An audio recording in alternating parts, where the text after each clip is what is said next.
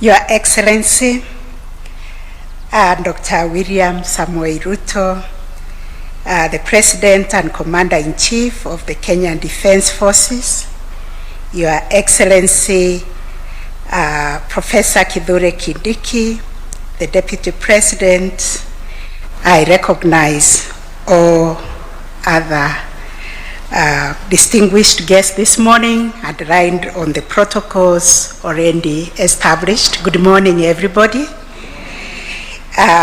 It is indeed an honor for me to join you today for the presentation of the Kenya National Commission on Human Rights report on the framework for the compensation and reparation for human rights violations.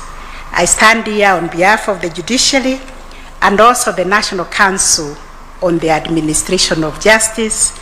I see the members of the Council here, led by our Attorney General. All the members of NCAJ, please be upstanding because we have been carrying this agenda. Thank you very much. We've been carrying this agenda, Your Excellency, on the compensation and reparation, on the operationalization, on the fund for victims compensation. We've also been carrying the agenda on how can we manage the rights provided under Article 37, so that this Constitution of Kenya that has provided us broad provisions on protection of human rights and freedoms of expression does not endanger the lives of our people. So we've been thinking of how we can operationalize Article 37 with a statute, rules of procedure, and even SOPs.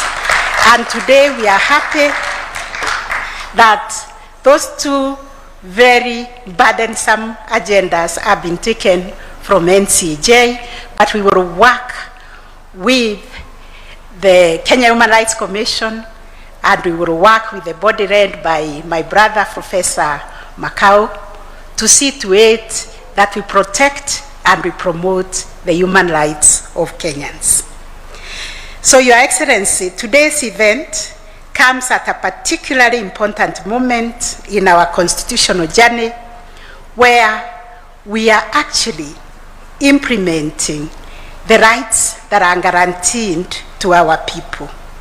And it invites us to reflect on not only the protection of human rights, but also on the equally important question of what happens when those rights are violated.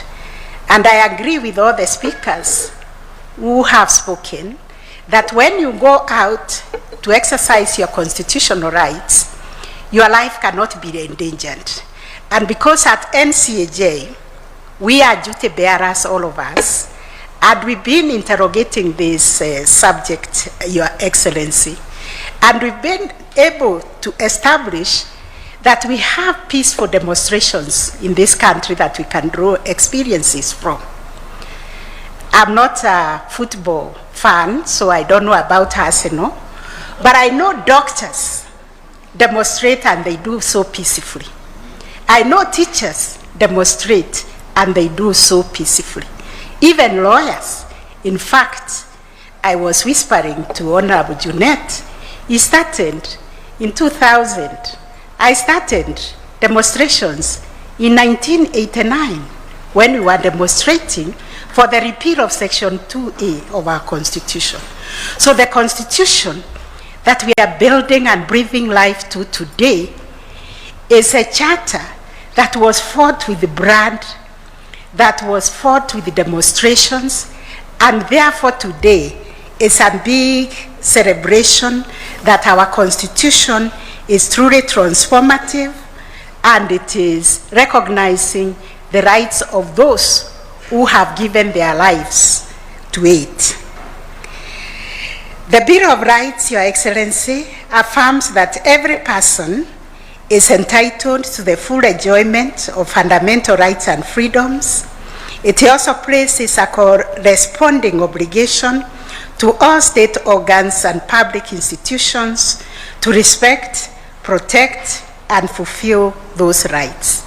I was just saying, when we analyzed our demonstrations, we came to the conclusion is that the protests that have political connotations are the only ones that end up being violent, because we have not seen violence in other demonstrations. And therefore, we've been asking ourselves, how can we moderate the politicians?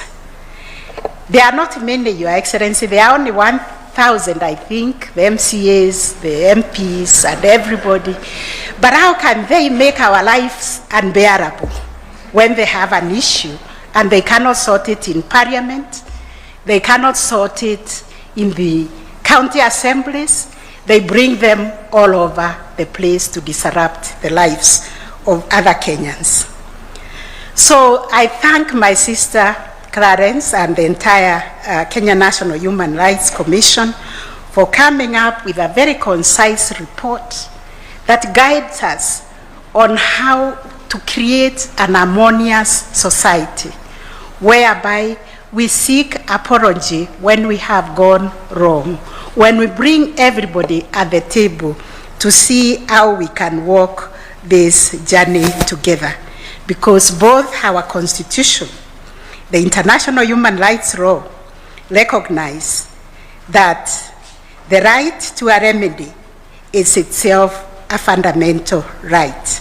Therefore, a person whose right is violated is entitled to access justice and to receive appropriate and effective redress. Consequently, we are here because the state has recognized its obligation to ensure that victims of human rights violations have access to effective and prompt reparations for harm suffered. The right to reparations is thus the promise of our Constitution. It is the demand of justice and a requirement of the rule of law. Your Excellency, for this reason, I am particularly pleased to witness the presentation of this report. And today's event is a recognition that pursuit of justice extends to accountability and meaningful redress.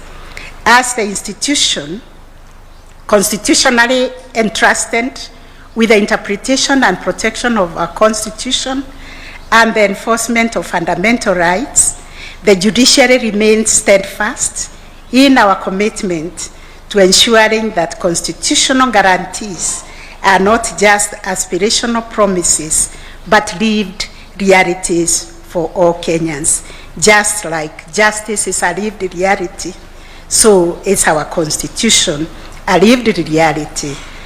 And we shall continue to discharge our mandate independently, impartially, and faithfully in line with the Constitution.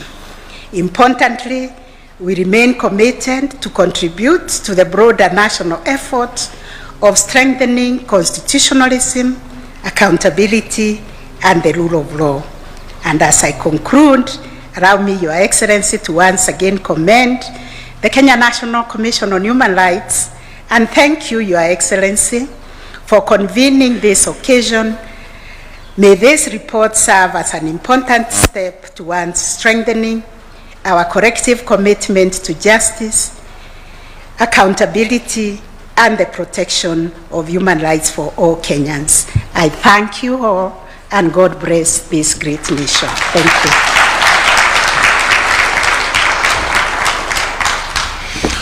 Your Excellency, sir, allow me now to invite the party leader of ODM, Senator Dr. Oburu Odinga, to make his remarks.